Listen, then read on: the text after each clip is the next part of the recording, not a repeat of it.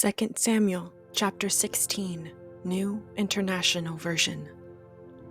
When David had gone a short distance beyond the summit, there was Ziba, the steward of Mephibosheth, waiting to meet him.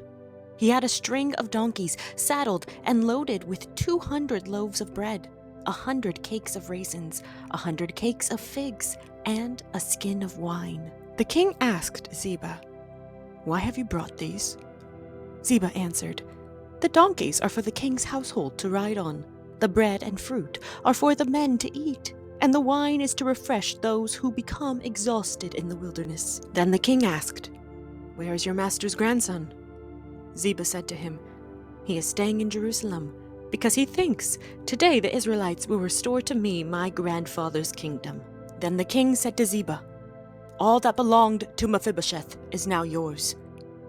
"I humbly bow," Ziba said.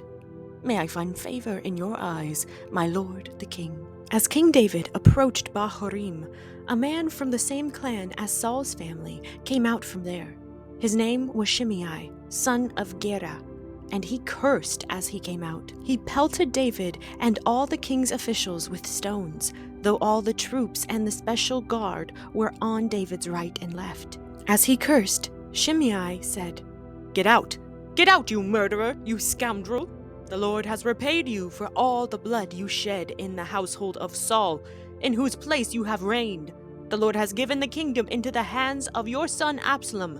You have come to ruin because you are a murderer." Then Abishai, son of Zeruiah, said to the king, "Why should this dead dog curse my lord the king? Let me go over and cut off his head." But the king said, "What does this have to do with you, you sons of Zeruiah? If he is cursing because the Lord said to him, 'Curse David,' who can ask, 'Why do you do this?'" David then said to Abishai and all his officials, "My son, my own flesh and blood, is trying to kill me. How much more then this Benjamite? Leave him alone, let him curse, for the Lord has told him to. It may be that the Lord will look upon my misery and restore to me his covenant blessing instead of his curse today."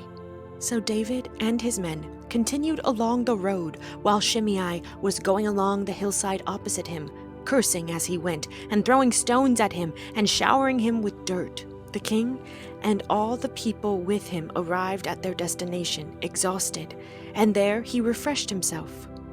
Meanwhile, Absalom and all the men of Israel came to Jerusalem, and Ahithophel was with him. Then Hushai the Archite, David's confidant, went to Absalom and said to him, "Long live the king! Long live the king!" Absalom said to Hushai, "So this is the love you show your friend? If he's your friend, why didn't you go with him?" Hushai said to Absalom, "No, the one chosen by the Lord, by these people, and by all the men of Israel, his I will be, and I will remain with him. Furthermore, whom should I serve? Should I not serve the son? Just as I served your father, so I will serve you." Absalom said to Ahithophel, "Give us your advice. What should we do?" Ahithophel answered, "Sleep with your father's concubines, whom he left to take care of the palace.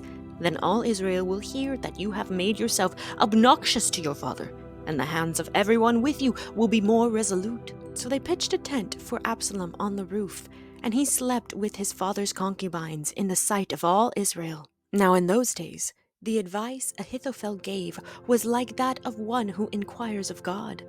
That was how both David and Absalom regarded all of Ahithophel's advice.